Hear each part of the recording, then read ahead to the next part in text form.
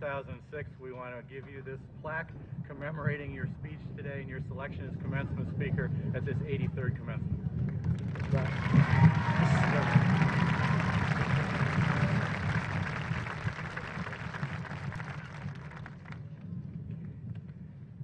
Thank you, Adam. It is now my pleasure to introduce the faculty speaker. Mr. Lane Gordon teaches in the English and Drama departments. Mr. Gordon has demonstrated a passion for teaching and helping students succeed, which is evident in his selection as commencement speaker today. In fact, this is Mr. Gordon's second time as a selection as commencement speaker. Again, a testament to his dedication and passion for what he does. Ladies and gentlemen, Mr. Lane Gordon.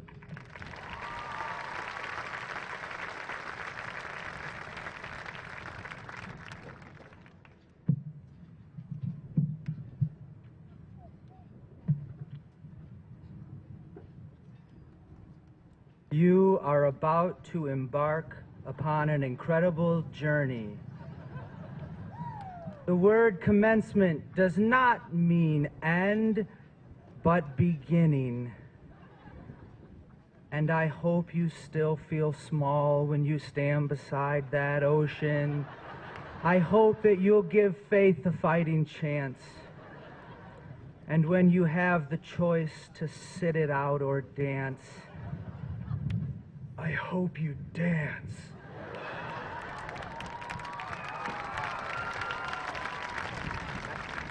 Didn't know how well that would go over. Thank you. That was my Napoleon impression. No, I figured I would get the standard commencement phrases out of the way before I actually get started. I want to thank you deeply from the bottom of my heart for the chance to be here today. It is truly an honor and a privilege.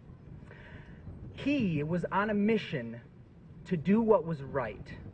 Not right in the eyes of the entire community that surrounded him, but right nonetheless. He believed not in the me concept, but the we concept. This concept bridged the gap between genders, races, and beliefs. This concept asked this man to do something not easily subscribed to fight for truth, justice, and peace, in spite of the fact that his very life and the lives of his families were at stake. His belief in the we sent him down a path not traveled by many, and it was on this path that he suffered terrible rejection by those people whom he surrounded himself with every day of his life. He was cussed at, he was spit on, he was slapped, he was ridiculed, exposed, mocked, risked torture, and it was in this that he held strong to his convictions. And in the end, despite his dedication, despite his commitment, despite his willingness to risk it all, in the eyes of that community that surrounded him, Atticus Finch lost. Now, his is a fictional story, but there is incredible truth in his tale. How about this one? Another man born in humble surroundings in Atlanta, Georgia. The son of a preacher man, he was one of 3 children. And at the age of 26, he hosted a public forum speaking out against what he saw as violations of truth, justice, and peace. A woman in that crowd chose 4 days later to refuse to comply with the Jim Crow laws and give up her bus seat for a white man. Now, hers was the most famous, but this man's history of inspiration to others to rise up for that we concept brought thousands of stories to the lips of his followers. He knew that the world had to change. He knew that life could not be lived this way. He knew that his adopted country's foundations were in stark contrast of the way that life was really being lived out around him. So he too walked down the path of the we concept. And it was on this path that he was cussed at, spit on, slapped, ridiculed, exposed, mocked, risked torture. And it was in this that he too held strong to his convictions. And in the end, despite his dedication, despite his commitment, despite his willingness to risk it all, Martin Luther King Jr. lost. You see, history is filled with them. From Atticus Finch to Martin Luther King Jr., Jesus Christ, Mother Teresa, Rosa Parks, Gandhi. The denial of me and the promotion of we infused everything that they did in their lives. These people sacrificed not only their acceptance of the worlds that surrounded them, not only their creature comforts, but they were willing to put their very lives on the line in order to achieve one very simple but profound ideal: love. love. You see, oftentimes we idolize these people for what they did, but we oftentimes fail to look at what they did not do. These people faced daily onslaughts of hate, rejection, death, and poverty. They were persecuted, gossiped at, laughed at. Martin Luther King Jr. stared down the barrel of guns and fire hoses. Gandhi died at the hands of the very people he longed to unite in peace. But each of these people had a daily choice. Choices about how they would respond to the world around them. But their response was always love, forgiveness, and acceptance. They had choices. In the midst of all of the hate that surrounded them, all of the evil and all of the danger, they had choices. Choices to respond with evil, to spit back, to pick up a club and fight, or they could respond with something else. And in every instance, we see that they responded with love. They never once became the evil that was done to them. You never hear about one of them saying, "Just give me time and I will get even," essentially stooping to their level. They were given choices, and their response was always love. Love. In a world where the majority around them was living, acting, practicing a different way of life, these people chose to respond to that evil with love, which of course has fascinating consequences for us. You see, these people knew that the world would be trouble. They understood that their path was going to be hard, but it's like they were saying to those future generations, just take heart. I will overcome the world, and my message will win. The world will try to defeat me, but I will win. So you see, because of these people and others like them, whether you realize it or not, there is a new way in which the universe works. You see, if these people's lives are just about what they did, then we have missed the cosmic significance of what they chose not to do. Their choices to live like this push the universe and the way that it works into an entirely new realm. It's not like it used to be, because good defeated evil. And as imperfect as some of those people may have been at times, their focus on love changed the way the world works.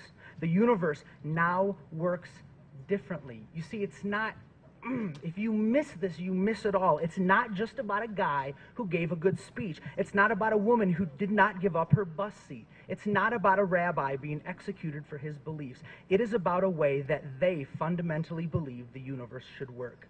And if you believe that those people are great, then you have to take it all the way.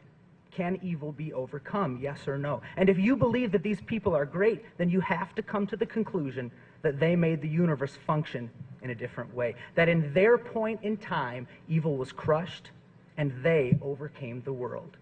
The universe now functions according to a different set of laws.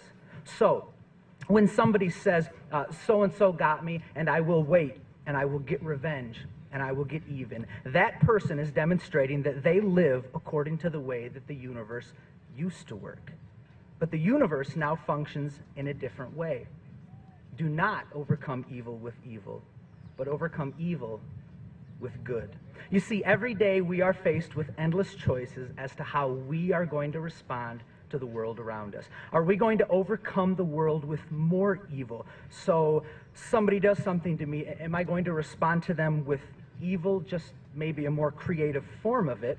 Or will I respond with good? And this choice is determined by how you view the way the universe works. If you still think it functions in evil against evil, the old way, then you will continue to say, I will get revenge. I will get back at them. I'll pull ahead of them in traffic, pull into their lane, and slow down. Yeah, that'll teach them, because they'll probably pull over to the side of the road and just weep in repentance. You see, someday your spouse will say something to you as you walk out the door. And maybe you didn't have time to respond, but you spend the day thinking about how you are going to get back at them. How can you hurt them just a little bit more? What can you bring up in their past that will hurt them just a little bit more? What can I bring up that will hurt them because I have to win. I have to push their buttons because they pushed mine. And if you view the universe as functioning in the old way, then those are your tactics. But if you believe that throughout history, evil's true defeat has come ultimately at the hands of good, then good just keeps on crushing. You see, every single one of these historical figures had that choice. And in the eyes of the world that surrounded them, in that public eye, it oftentimes appeared as if they were losing. So Martin Luther King was arrested, he was beaten, he was bloodied, which in his day looked like the scorecard read, Jim Crow laws 1, Martin Luther King Jr. 0. A public victory for those people that wanted to silence him. But if you can do the worst possible thing to someone, eventually killing many of these figures, but their message still lives on, then who really wins? Let's put it this way. The powers that appeared to be winning were really losing, and the people that appeared to be losing are really winning. And if the universe works differently because of these people, then this is true today, even more than it was back then, because there is an entire history to prove this. So what does this mean for Lakeview graduation 2006? Simple. You are leaving here today with a world of tough times ahead of you. Within 2 minutes of leaving those seats, you will most likely encounter someone or something who will challenge your humanity. And you, at that moment, will have an option to make a choice about how you will respond. Will you respond with evil or good? And like our historical counterparts, will you let love win? You see, because love never fails, it wins. Always. Always. Love says to you, listen, I know what they did to you, but love wins. I know what they're saying about you, but love wins. You see, because we have these choices, and you will make a choice. You will live life with countless people, families, spouses, co-workers, bosses, fellow drivers on the road, constantly challenging you. And you will have a choice as to how you respond. But love wins. People will mock you. People will cuss at you. People will hurt you. It doesn't mean that you condone their behavior. Don't miss this. It doesn't mean that you say, hey, it was no big deal. But ultimately, love always wins. If you want to be successful in your marriage someday, love wins. If you want to maintain good quality friendships, love wins. If you want to change the way the world works, love wins. It wins tomorrow. Love wins at the next family reunion. Love wins. But you're saying to me, yeah, but you don't understand my brother. Yes, we do. Love wins. You guys are saying, yeah, but you don't get my parents. Yes, we do. Love wins. Parents, you're saying, yeah, but you don't get my teenager. Yeah, you're right. We don't. You're right. But love still wins. So you're saying to yourself, but he cut me off, but they did it first, but he cheated. Love wins. There is still a need for justice for wrongdoings. There is still a need for reconciliation. People are still responsible for their actions, but ultimately you have a choice as to how you will respond. And love wins. Now, I don't know about you, but I need a little bit of a reminder when it comes to this kind of thing. So if you actually are ever on the west side of the state, you will see some 10,000 cars tagged with this concept of love wins. So I thought I would go out on a little limb here, and I bought a graduation present for every single one of you. See, I don't necessarily need it on my car, but I need it on the car in front of me. So I bought 300 Love Wins bumper stickers.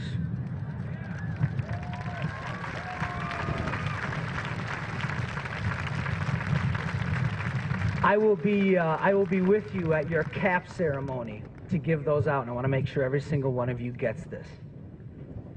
There's a great man by the name of Rob Bell who actually coined this phrase, and while it is not a new concept, he has given modern-day life to that. So know that you are a part of a revolution if you believe about this functioning of the universe.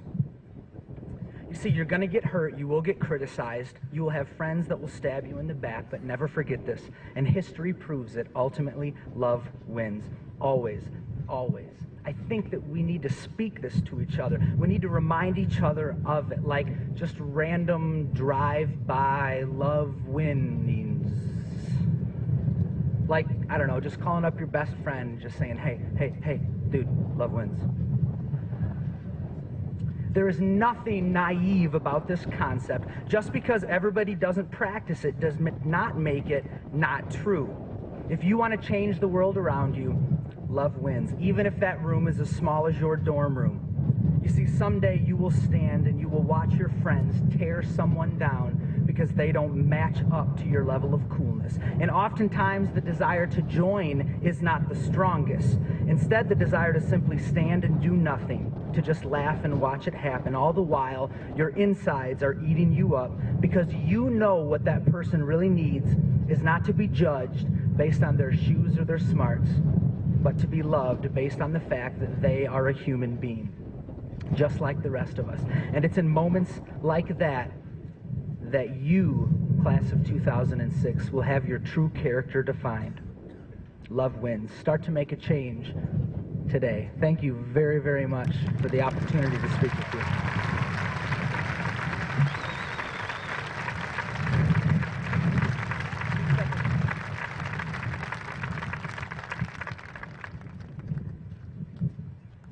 Lane, as was the case earlier, please accept this on behalf of the class of 2006, signifying selection as a commencement speaker. Thank you very much.